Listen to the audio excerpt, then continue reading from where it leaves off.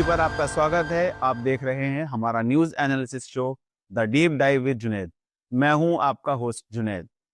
असम के Bodoland territorial council चुनाव ने जिस तरह की तस्वीर पेश की है, उससे न केवल पूरे राज्य बल्कि दिल्ली तक राजनीतिक हलचल मचा दी है। बोडोलैंड पीपल्स फ्रंट यानी बीपीएफ ने, जिसकी किसी को उम्मीद ना थी, लेकिन शानदार वापसी की है। 40 सीटों में से 28 सीटें जीतकर उसने स्पष्ट बहुमत हासिल कर लिया है। वहीं भारतीय जनता पार्टी और उसकी सहयोगी यूपीपीएल को जनता ने साफ नकार दिया है। आज हम द डीप डाइव में सिर्फ आंकड़े नहीं गिनाएंगे, बल्कि समझेंगे ये जीत क्यों हुई, भारतीय जनता पार्टी को इतनी करारी हार क्यों मिली और बीपीएफ की एक ऐतिहासिक वापसी का भविष्य की राजनीति पर क्या असर होगा। तो बने रहिए हमारे साथ, जहां हम आपको ले चलेंगे मैदान की उस सच्चाई तक जो चुनावी नतीजों के पीछे छुपी है।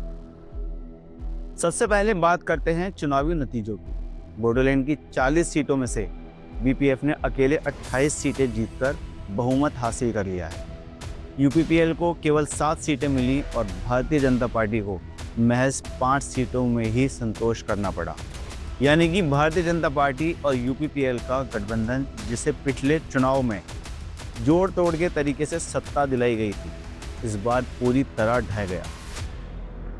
चुनाव आयोग के आंकड़ों के मुताबिक इस बार मतदान लगभग 78.4% हुआ, जो बताता है कि जनता ने इस चुनाव में बढ़ चढ़कर हिस्सा लिया।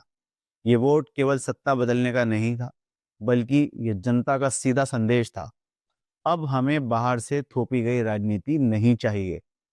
इस नतीजे ने साफ कर दिया कि क्षेत्रीय अस्मिता और स्थानीय नेतृत्व को दरकिनार करके भारतीय जनता पार्टी जैसी राष्ट्रीय पार्टियां यहां लंबे समय तक टिक नहीं सकती।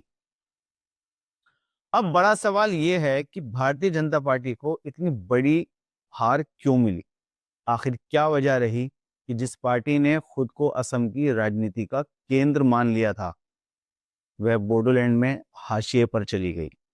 भारतीय जनता पार्टी ने 5 साल पहले जब यहां सत्ता में कदम रखा तो वादे बहुत बड़े थे। कहा गया था कि रोजगार आएगा, सड़कों का जाल बिछेगा, स्कूल और अस्पताल सुधरेंगे, युवाओं के लिए नए अवसर पैदा होंगे। लेकिन 5 साल बीतने के बाद जनता ने पाया कि नतीजा कुछ नहीं है, शून्य है। सड़कें वैसी ही टूटी पड़ी हैं, स्कूल और अस्पताल आज भी अपनी जर्जर हालत में हैं। नौजवान आज भी रोजगार के लिए गुवाहाटी और दिल्ली का रुख कर रहे हैं। और जब जनता ने सवाल पूछे तो भारतीय जनता पार्टी और यूपीपीएल के नेता सिर्फ राजनीतिक बयानबाजी और एक दूसरे पर आरोप लगाने में उलझे रहे। यानी सत्ता का इस्तेमाल विकास के लिए नहीं, बल्कि कुर्सी बचाने के लिए किया गया। जनता का गुस्सा इसी बात पर था। दिल्ली से आई पार्टी और गुवाहाटी के नेता उनके मुद्दों को नहीं समझते। भारतीय जनता पार्टी को लगा कि वह राष्ट्रीय शक्ति है, इसलिए उसे हर जगह स्वीकार कर लिया जाएगा। लेकिन बोडोलैंड ने दिखा दिया कि यहाँ केवल असली काम और असली जुड़ाव मायने रखता है। इस हार ने भारतीय जनता पार्टी की छवि को गहरी चोट पहुंचाई है। अब यह साफ है कि चुनावी जुमले और हवाई बातें यहाँ काम नहीं आने वाली। अब बात करते हैं बीपीएफ की। सन 2020 में सबसे बड़ी पार्टी बनने के बावजूद सत्ता से बाहर कर दी गई बीपीएफ ने इस बार जबरदस्त वापसी की है। उसने हार से सबक लिया और खुद को जमीन से जोड़ा। बीपीएफ के नेताओं ने गांव-गांव जाकर लोगों से सीधा संवाद किया। उन्होंने सुना कि किस इलाके में सड़क टूटी हुई है, कहाँ स्कूल नहीं है और कहाँ स्वास्थ्य सुविधाएं पूरी तरह ठप हैं। उन्होंने ये भी समझाया कि अगर बोडोलैंड का भविष्य तय करना है तो उसे बाहरी दलों पर निर्भर नहीं रहना चाहिए। जनता को ये सीधी और साफ बात पसंद आई। लोगों ने महसूस किया कि बीपीएफ उनकी भाषा बोल रही है, उनकी संस्कृति और जमीन की इज्जत कर रही है। भले ही बीपीएफ पर कुछ आरोप रहे हों, लेकिन जनता को लगा कि यह पार्टी स्थानीय जड़ों से निकली है और उनके हितों की असली प्रतिनिधि है।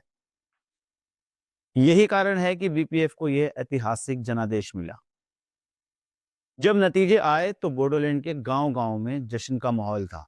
लोगों ने ढोल नगाड़े बजाए, नृत्य और डांस किए, दिए जलाए। उनके लिए बीपीएफ की जीत सिर्फ एक राजनीतिक जीत नहीं, बल्कि अपनी पहचान की वापसी थी।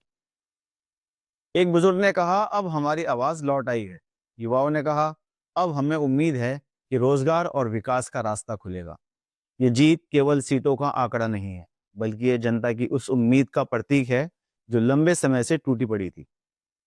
अब सवाल है कि आगे क्या होगा। वीपीएफ के सामने बड़ी चुनौती है। जनता ने उसे बहुमत दिया है। अब उससे अपेक्षाएं भी इतनी ही बड़ी हैं।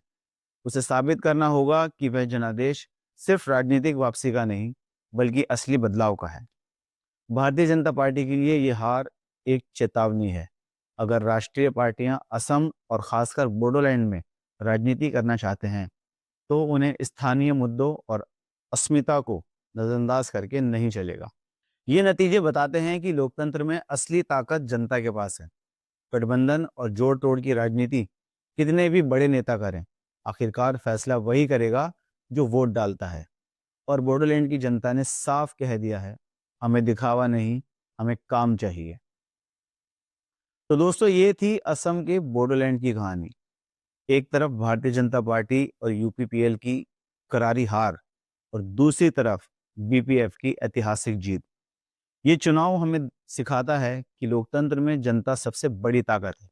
कितनी भी बड़ी पार्टी क्यों ना हो, अगर वह जनता की उम्मीदों को पूरा नहीं करती, तो उसे बाहर का रास्ता दिखा दिया जाता है। बोडोलैंड की इस गूंज ने दिल्ली तक संदेश पहुंचा दिया है, राजनीति सिर्फ वादों से नहीं, बल्कि असली काम और ईमानदार नेतृत्व से ही चलती है। तो देखते रहिए, सोचते रहिए और दुनिया को बेहतर समझने के लिए जुड़े रहिए। हम अगले एपिसोड में फिर मिलेंगे, the deep dive with Junaid में। दुनिया को समझिए, सवाल पूछिए और सच की गहराई तक जाइए। The deep dive with Junaid subscribe कीजिए, लाइक कीजिए और फॉलो कीजिए। और हाँ, इस बेल आइकन को दबाना ना भूलें। धन्यवाद।